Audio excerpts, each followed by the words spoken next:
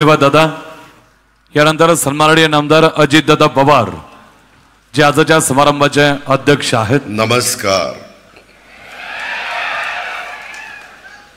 आपल्या मंत्रिमंडळातील सहकारी या जिल्ह्याचे पालकमंत्री नामदार चंद्रकांतदादा पाटील, कार्यक्रमाला उपस्थित असणारे माजी खासदार रामशेठ ठाकूर, आमचे विधिमंडळातील सहकारी जयंतराव पाटील, तसंच रोहित पवार, अरुण लाड, ज्येष्ठ माजी मंत्री अण्णासाहेब डांगे, आशिषजी देशमुख, निशिकांत भोसले पाटील, आमच्या मैयात्या प्रशांत, संगीता, एन.आर. पाटील, अर्चना थोरात, प्राचार्य अशोक काकडे आणि संदीप गुगे पुढच्या कार्यक्रमाला गेलेले आहेत. परंतु डॉक्टर बचाव, सुनील पाटील या कार्यक्रमाच्या निमित्तानं एनडी मामांच्यावर प्रेम करणारे, त्यांच्याबरोबर बराच काळ ज्यांनी घालवला असे खूप मान्यवर मला समोर बसत आहेत. ते सर्व प्रतिष्ठित मान्यवर, सर्व आमचे विद्यार्थी आपल्या संस्थेचे सर्व टीचिंग नॉट टीचिंग स्टाफ आणि पत्रकार मित्रांनो, बंधू भगिनींनो, आज एक वेगळा दिवस आहे. कालच देशाला आपण स्वातंत्र्य दिन देशाचा साजरा केला आणि आज आपले आर पाटील असतील, त्यांची 69वी जयंती आहे आणि आज दहीहंडीचा पण कार्यक्रम आहे. बरेच वेगवेगळ्या प्रकारचे दहीहंडीचे कार्यक्रम संपूर्ण राज्यामध्ये होत आहेत. मी सुरुवातीलाच आरला जयंती त्याला अभिवादन करतो. त्याचबरोबर दहीहंडीच्या आणि ह्या बाकीच्या सर्व सणाच्या शुभेच्छा पण देतो. आणि माझ्या आधी इतक्या मान्यवरांनी भाषणं केली, एवढं काही सांगितलेलं आहे की माझ्याकरता काही राहिलंच नाही. मी खरं सांगू का, मी बोलणारा माणूस नाही, मी कामाचा माणूस आहे. मी कामात त्याच्यामध्ये समाधान मानतो. पण एक गोष्ट खरी आहे आत्यांनी सांगितलेली, कारण मी जसं मला जन्माला आलो तसं मी मायात्यांना मायात्या म्हणत आलो. त्याच्यामुळे मी काही सरोज पाटील आणि माईसाहेब आणि माई वगैरे म्हणणार नाही. वास्तविक मी बघत होतो, तो रोहित माई करायचा, तो त्याची आजी आहे तरी माई करतोय. ठीक आहे, बघतो घरी गेल्यावर काय ते. त्याच्यामध्ये एकंदरीतच ह्या सगळ्या गोष्टी घडत असताना एनडी मामांना तर आम्ही एनडी मामाच म्हणायचो. परंतु ह्या महात्मा फुले शिक्षण संस्थेच्या प्राध्यापक डॉक्टर एन.डी. पाटील विधी महाविद्यालय आणि श्रीमती सरोज नारायण पाटील माई मानसशास्त्र संशोधन केंद्र आणि प्राध्यापक डॉक्टर एन.डी. पाटील बहुउद्देशीय सभागृह ह्याच्या उद्घाटनाच्या करता, भूमिपूजनाच्या करता संगीता आणि प्रशांत ज्यावेळेस माझ्याकडे आले, मधून आम्ही भेटत असतो. शेवटी आम्ही परिवारातले आहोत आणि त्याच्यामुळं सुखदुःखामध्ये आम्ही एकमेकाच्या मध्ये सर्वांना आधार देण्याचं काम करत असतो. मी संगीताला विचारलं, प्रशांतला विचारलं काय काढलं, तेव्हा त्यांनी सांगितलं की अशा प्रकारचा कार्यक्रम आहे ना, आम्हाला तारीख पाहिजे. आणि मग ही तारीख जोडून दिली. कारण उद्याच, ज्याचा उल्लेख आपण सगळ्यांनी केला, अनेक माझ्या आधीच्या मान्यवरांनी केला, की कोल्हापूर सर्किट बेंचचं मुंबई हायकोर्टाच्या औपचारिक उद्घाटन ह्या देशाचे सुप्रीम कोर्टाचे चीफ जस्टिस गवाई साहेब हे करणार आहेत. आणि त्याला मुख्यमंत्री, आम्ही दोन्ही उपमुख्यमंत्री, आमचे चंद्रकांतदादा पाटील, तिकडचे मुश्रीफ साहेब, प्रकाश आंबेडकर, आम्ही सगळेच त्याला जाणार आहे. कारण तो आपल्या सगळ्यांच्या दृष्टीने एक महत्त्वाचा कार्यक्रम आहे. आणि गवाई साहेब तर आजच मुक्कामाला येतात असं मगाशी मला तिथं कलेक्टर आणि बाकीचे सगळेजण सांगत होते. आणि मग त्यालाच जोडून म्हणलं आज हा कार्यक्रम घ्यावा. आणि आपण एवढ्या मोठ्या संख्येने इथं उपस्थित राहिलात त्याबद्दल मी आपल्या सगळ्यांचं सुरुवातीलाच मनापासून स्वागत देखील करतो. ज्येष्ठ विचारवंत, निर्भय, लढवय्ये आणि शिक्षणप्रेमी म्हणून आपण डॉक्टर ND पाटील सरांच्या विचाराचं कार्याचं सर्वप्रथम कृतज्ञपूर्वक मी स्मरण करतो आणि या निमित्तानं त्यांना देखील विनम्र अशा प्रकारचं अभिवादन करतो. दिवंगत ND मामांनी आयुष्यभर म्हणजे आम्ही तर इतकं लहानपणापासून आमच्या मुंबईला जायला आम्हाला सुरुवातीच्या काळामध्ये एकच घर होतं ते म्हणजे पूर्व विले पार्ले आणि त्या पूर्व विले पार्लेमध्ये आमच्या वडिलांनी आम्हाला पत्ता तोंडपाठ करून सांगितलेला होता, तोंडपाठ करायला लावलेला होता. हनुमान निवास, हनुमान रोड आणि ते ह्यांचं निवास इंदुलकरांचं, इंदुलकर निवास हनुमान रोड पूर्व विले पार्ले मुंबई झूच्या जवळ. अशा पद्धतीनं आम्ही दर उन्हाळ्यामध्ये तिथं सुट्टीला जायचो. सुहास असायचा, प्रशांत असायचा. चंद्रकांतदादा पाटील तुम्ही सांगितलं मी गिरणी कामगारांचा मुलगा, आम्ही एवढ्या घरात राहायचो. आम्ही देखील तिथं माझ्या माहितीप्रमाणे 2च खोल्या होत्या, 2. आम्ही प्रशांत कित्येकदा गॅलरीमध्ये झोपायचो. विचारा त्याला, म्हणजे आम्ही पण फार काही वर्ण पडलेलो नाही सांगतोय की आम्ही पण काही तोंडात काय सोन्याचा चमचा घेऊन जन्माला आलेलो नाहीये. आता नंतर रोहितच्या वेळेस परिस्थिती बदलली, ती गोष्ट मी घेते, खोलात जात नाही. पण आम्ही पण अतिशय प्रशांत ते वरच्या मजल्यावर जायला तर पायऱ्याही नसायच्या, ते सांगाडं होतात त्याच्यावर आम्ही पाय ठेवून जायचो. जाऊ द्या, तो विषय काढत नाही. परंतु सांगायचं तात्पर्य की ND मामांनी आयुष्यभर शेतकरी, कामगार, वंचित, दुर्बल घटकांच्या हक्कासाठी लढा दिला आणि त्यांनी कायमच दीनदुबळ्यांचा कैवार घेतला. म्हणजे 78 ते 80च्या काळामध्ये पुलोदचे मुख्यमंत्री ज्यावेळेस पवारसाहेब झाले त्यावेळेस 2 जागा कॅबिनेट मंत्रिपदाच्या शेतकरी कामगार पक्षाला आणि 1 राज्यमंत्रीपदाची दिलेली होती. गणपतराव देशमुख एक कृषी मंत्री होते, आमचे ND मामा सहकार मंत्री होते, सेवा सदनला राहत होते, काळ कमी होता, आणि 1 राज्यमंत्री होते आमच्या मराठवाड्याचे देशमुख साहेब. असे 3 जण त्या मंत्रिमंडळामध्ये होते. परंतु फार साधी त्यांची राहणी आणि सतत लोकांचे प्रश्न. त्यांनी कधी सुहास काय करतोय, प्रशांत काय करतोय, कधी त्या ठिकाणी लक्ष दिलं नाही.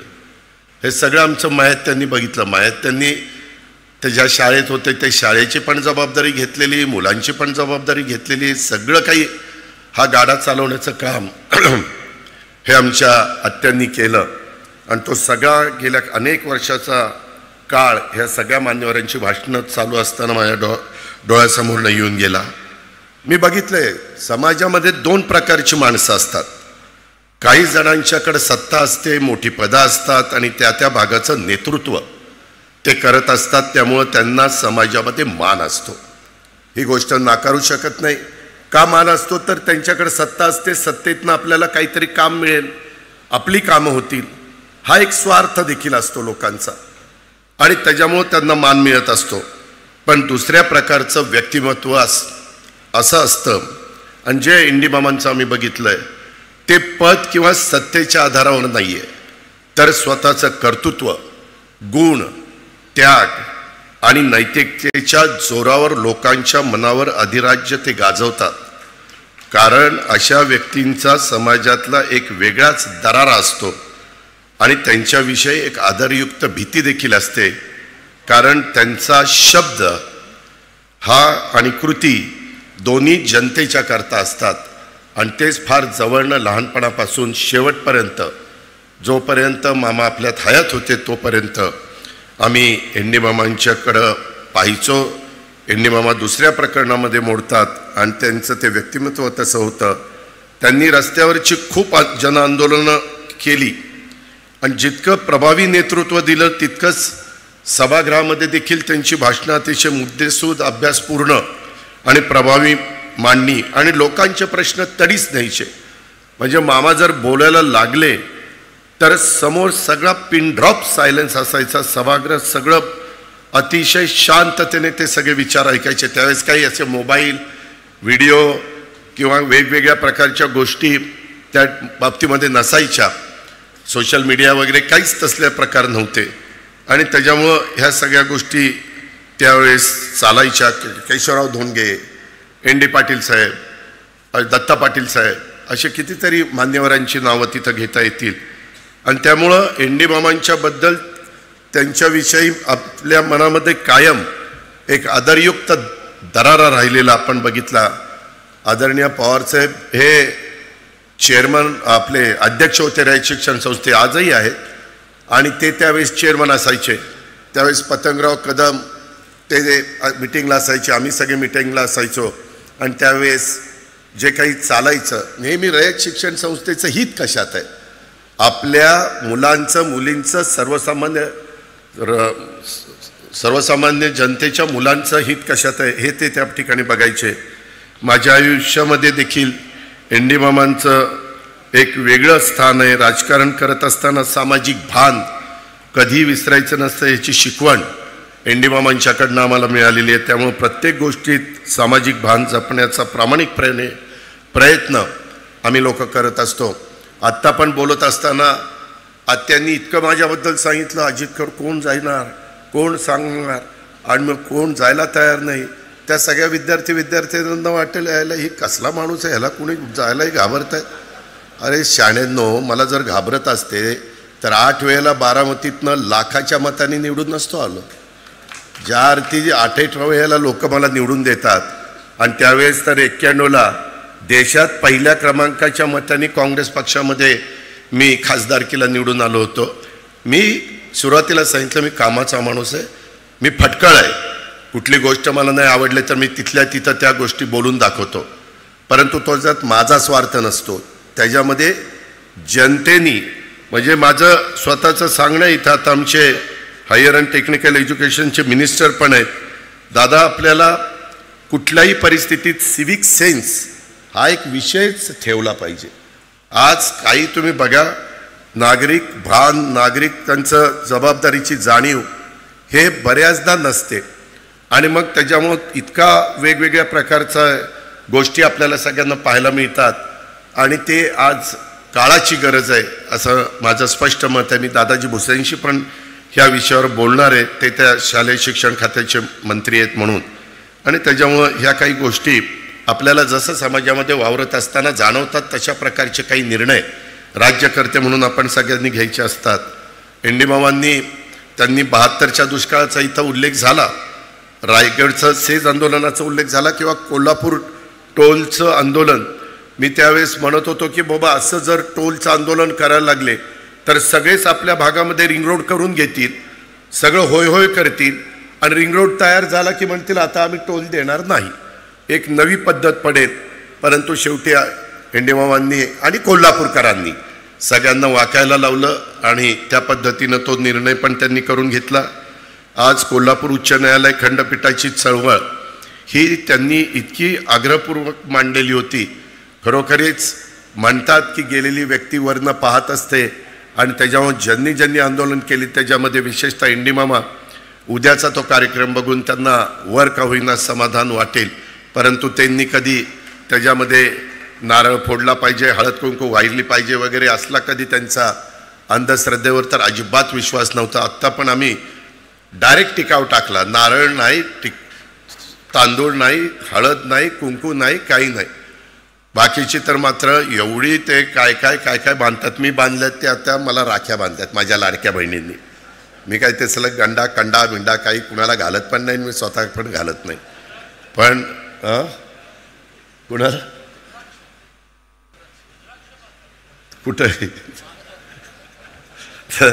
त्याच्यामध्ये त्यांचं वीज दर कपातीच्या बद्दलचं पण आंदोलन किंवा आता मला मागाशी माझे सीमा प्रश्नाच्या संदर्भातले काही मान्यवर इथं भेटले, त्यांनी पण इथं ते आलेत, बेळगाव एकीकरण समितीचे लोक. मी त्यांचंही स्वागत करतो. ते एक खूप वर्षाचं आपल्या सगळ्याच महाराष्ट्राच्या जनतेचं अधुरं राहिलेलं काम आहे आणि ह्या महाराष्ट्र सीमा प्रश्नाचा अतिशय निकराचा लढा ह्या एन.डी. मामांनी दिलेला आपण सगळ्यांनी पाहिला. का अंगावर काठ्यांचे वळ उमटले, इतका त्यांनी त्याच्यामध्ये त्रास सहन केला, परंतु ते शेवटपर्यंत जीवात जीव असेपर्यंत लढत राहिले. ही देखील गोष्ट आपल्याला कोणाला विसरता येणार नाही. आणि त्यांनी सातत्याने क्रांतीसूर्य महात्मा ज्योतिराव फुले, राजर्षी शाहू महाराज, डॉक्टर बाबासाहेब आंबेडकर, महात्मा गांधी, संत गाडगेबाबा, कार्ल मार्क्स आणि कर्मवीर भाऊराव पाटील यांच्या विचारावरच त्यांची नितांत अशा प्रकारची श्रद्धा होती आणि त्याच्यामुळं त्यांनी शिक्षणाच्या माध्यमातून परिवर्तन घडवण्यावरच त्यांचा विश्वास होता. वाळवा शिराळा परिसरामध्ये गरीब मुलांच्या करता उच्च शिक्षण मिळावं म्हणून महात्मा फुले शिक्षण संस्थेची त्यांनी उभारणी केली आणि ह्या संस्थेच्या मार्फतच आत्ता आपण इस्लामपूर म्हणतो, परंतु लवकरच त्याचं ईश्वरपूर होणार आहे आणि काही लोक उरून इस्लामपूर म्हणायचे, तर आता उरून ईश्वरपूर अशा पद्धतीनं आम्ही त्याचं नाव द्यायचं ठरवलेलं आहे. मुख्यमंत्र्यांनी पण तशा प्रकारचे आदेश हे दिलेले आहेत. चंद्रकांत दादा पाटलांचंही तिकडे लक्ष आहे, मी पण लक्ष आहे.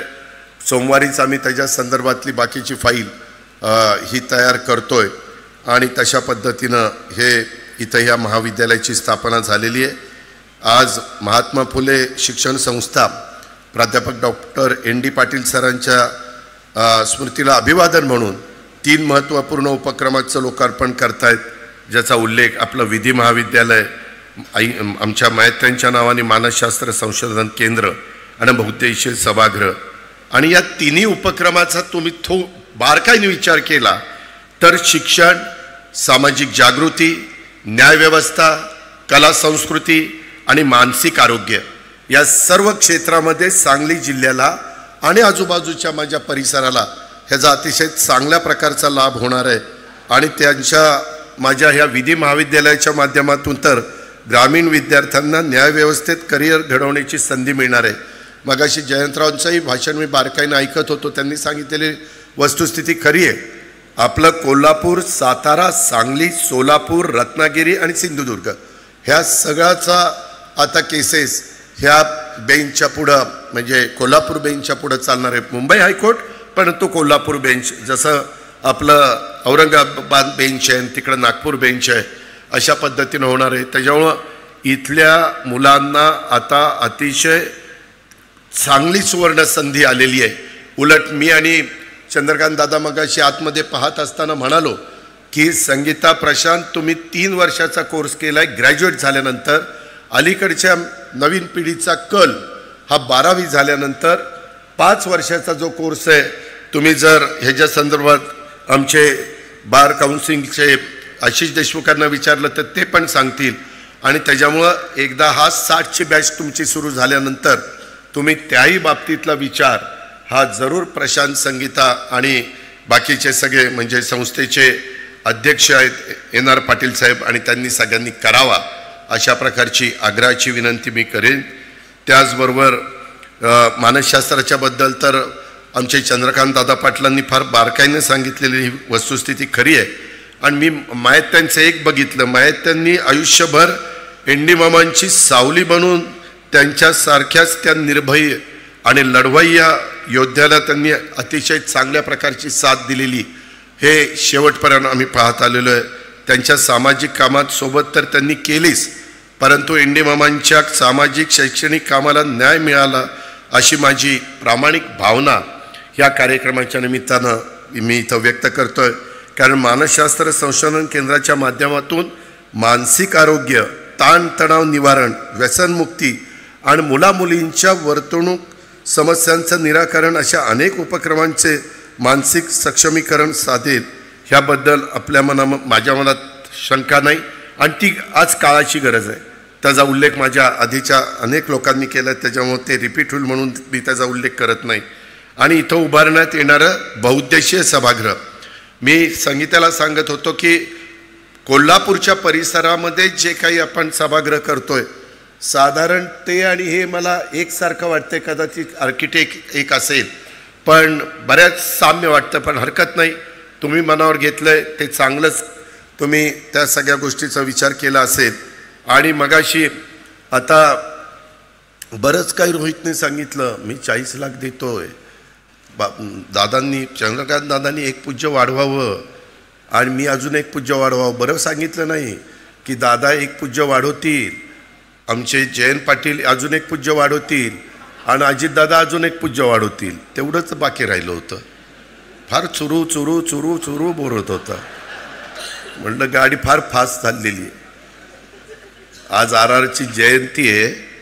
मी RR पाटील, जयंत पाटील, दिलीप वळसे पाटील आम्ही सगळेजण एका बॅचचे आहेत. 90चे 90ला आम्ही आमदार झालो आणि जे काही राजकीय जीवनाला सुरुवात केली त्याच्यात RR दुर्दैवानी RRला काही गोष्टी मी सांगितल्या होत्या, सांगलीमध्येच सांगितलेल्या होत्या. त्याने ऐकलं नाही. जाताना मला म्हणलं दादा तुझं ऐकलं असतं तर मी आज तुमच्यामध्ये राहिलो असतो.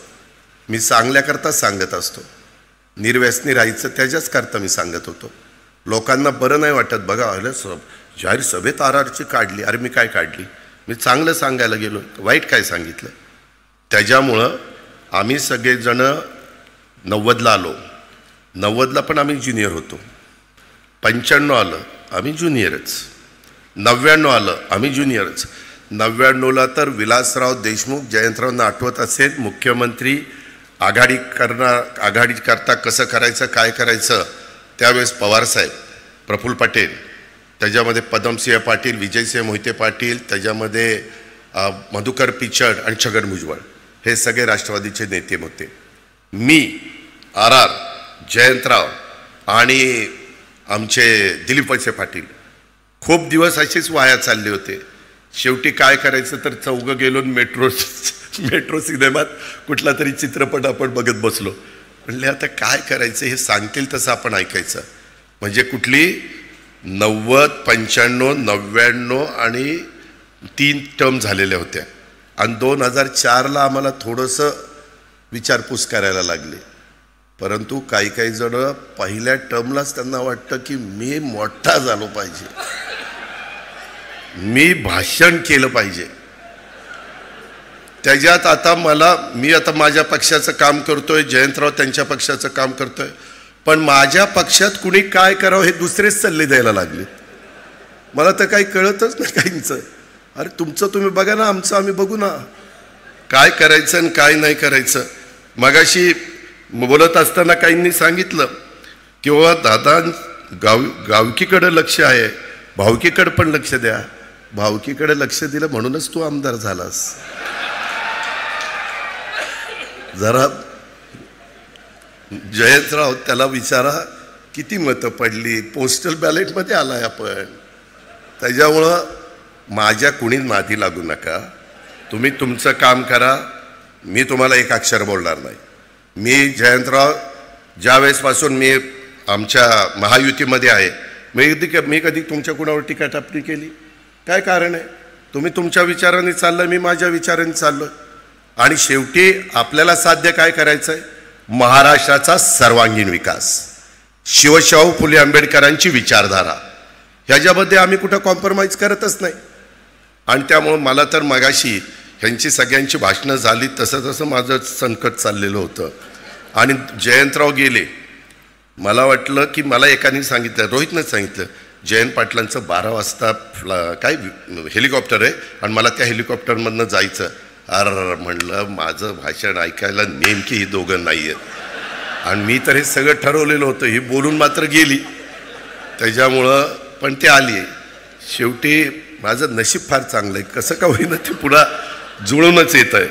मित्रांनो, मला एवढंच सांगायचं. मगाशी ह्यांनी तर महाशयांनी सांगितलं, आवाजात प्रेमळपणा असलेलं देखणं नेतृत्व. जयंतराव पाटील, आम्ही काही देखणे नाही काय? त्याला वाळव्याला बोलवायचं, इथं बोलवायचं, आमचीच बिन पाण्याने करायची ही देखणा. आणि आम्ही काय बिन देखणा आहे? तुला बघतोच, ये माझ्याकडे कसं काय येते. मित्रांनो, गमतीचा भाग जाऊ द्या. परंतु एकंदरीत माझा बरेच विद्यार्थी बसलेत. मला त्यांना सांगायचं की बाबांनो, आज इथं कर्मवीरांच्या नावाने स्पर्धा केंद्र आहे. आणि इथं माझ्या सांगली जिल्ह्यातले, माझ्या कोल्हापूर जिल्ह्यातले बरेच विद्यार्थिनी, जे सर्वसामान्य मुलं आहेत, गरीब आहेत, आई वडील गरीब असल्यामुळं त्यांना आज शिक्षणाचं महत्त्व तुम्हाला सगळ्यांना कळलं. आज ज्ञान हे इतकं महत्त्वाचं आहे की तुम्ही ज्ञानी असाल तर तुम्ही कुठं जाल हे आज जगाने सिद्ध करून दाखवलं आहे. आता AI, आर्टिफिशियल इंटेलिजन्स हा प्रोग्राम देखील आलेला आहे. आता त्याच्यात पण आपल्याला सगळ्यांना लक्ष घालायचं. आम्ही ऑलरेडी लक्ष घातलेलं आहे. राज्य सरकारमध्ये मुख्यमंत्री, आम्ही दोन्ही उपमुख्यमंत्री, आम्ही सगळ्यांनी बजेटमध्ये त्याकरता 500 कोटीची तरतूद केली. मी अनेकदा महाराष्ट्रात जातो आणि सांगतो की हे कमी पडले तर पुन्हा मी नागपूरच्या बजेट अधिवेशनामध्ये त्याच्यात अजून अधिकचा निधी देण्याचं काम करीन. परंतु आपली मुलं मुली ते शिक्षण त्यांनी घेतलंच पाहिजे. आज कर्मवीर स्पर्धा केंद्र जिल्ह्यात 1 नंबर आहे. मी खरोखरीच त्यांचं अभिनंदन करतो. विशेषतः केंद्र चालवणारे जे कोणी मान्यवर आहेत, ते शिकवणारे शिक्षक आहेत, त्यांचं मी मनापासून अभिनंदन करील. कारण आता 130 विद्यार्थी परवाच निकाल लागला आणि ह्या आमच्या कर्मवीर स्पर्धा केंद्राचे 130 विद्यार्थ्यांनी वेगवेगळ्या खात्यात अधिकारी झाले. सकाळी पहाटे 5ला हे उघडतं. तुमचं आमचं नक्की जमन. मी पण पहाटे 5ला उठतो आणि कामाला सुरुवात करतो. त्याच्यावर 5ला हे स्पर्धा केंद्र उघडतं आणि रात्री 11ला बंद होतं. फी फक्त 20,000 रुपये ठेवलेली आहे वर्षाला. उत्तम ग्रंथालय आहे तुमचं, उत्तम अभ्यासिका आहे. आणि ह्या सगळ्या गोष्टी पाहिल्यानंतर आम्हाला, चंद्रकांत दादांना, आम्हाला सगळ्यांनाच ह्या गोष्टीचं समाधान आहे. आणि त्याच्यामुळं जे कोणी अधिकारी आणि सगळे, आणि एक मुलांनो लक्षात घ्या, हे आता तुम्ही ओरडताय ना हो करून काय काय काढतात ते आवाज, परंतु त्याच्यात मुलींचा आवाज नाही, फक्त पोरांचा आवाज आहे. सध्या काय व्हायला लागलंय, आत्ता पण स्पर्धा परीक्षेत आमच्या मुलीच मुलांच्या पेक्षा जास्त पुढे आल्यात. का तर मग त्या बघ, ह्या टाळ्या माझ्या मुलींच्या आहेत आणि मुलं ओ ओरडा, नुसतं ओरडा शहाण्यांनो, ह्या जातील पुढं आणि मग मुली ठरवतील मला कसला मुलगा पाहिजे. आणि मग तुमची इतकी वाईट हाल होईल की ते तुम्हाला नाकारतील. ह्या मला चालत नाही, हा तर अजिबात चालत नाही. त्याच्यामुळं ओरडाओरडी करायचं बंद करा. जरा त्यांच्यासारखं अभ्यासात लक्ष द्या. ओरडायला बरेच नंतर पुढचे दिवस आहेत, एवढी गोष्ट लक्षात ठेवा. मित्रांनो, ह्याच्यामध्ये अधिक मी बोलत नाही, परंतु आजचे जे काही उपक्रम बघितले हे केवळ लोकार्पण किंवा इमारतीचे नाही किंवा सामाजिक कल्याणाच्या नव्या पर्वाची ही सुरुवात आहे. संघर्ष आणि विचारांचा वारसा पुढे नेण्याबरोबरच प्रेरणेच्या कृतज्ञते आणि नव्या वाटचालीचा संकल्प आहे. मला एक गोष्ट सांगायची, मगाशी चंद्रकांत दादा पाटील पण संगीताला विचारत होते की किती खर्च येणार आहे. संगीताने सांगितलं 10 कोटी. त्याच्यात रोहितने डिक्लेअर केलं 40 लाख रुपये की लगेच आमच्या दादांनी हिशोब केला, म्हणजे 9 कोटी 60 द्यावे लागतील. परत म्हणले नाही, अजून जयंतराव काय बोलतायत ते बघू. नाही, रामशेठ त्यांचं 1 कोटी. रामशेठने पहिले पण 1 कोटी दिलेलेच आहे. म्हणजे त्यांनी, म्हणजे असला कर्णाचा अवतार तर मी दुसरा कुठंच बघितलेला नाहीये. म्हणजे खरंच दिलदारपणा. पैसे तर सगळेच कमवतात, वर तर 1 रुपया कोणी घेऊन जात नाही. अरे पण द्यायची दानत असावी लागते, ती दानत ह्या माणसामध्ये. म्हणून मी त्यांचं महाराष्ट्रातल्या तमाम 13 कोटी जनतेच्या वतीनं अभिनंदन करतो. त्यावेळेस दादा मला म्हणले की 40 कमी होतील आणि त्याच्यामुळं 8-60 आता भागेल. तर संगीता नाही, मला 10च पाहिजे, मला 10च पाहिजे. मी आपलं ऐकत होतो त्या दोघांचं काय चाललं होतं.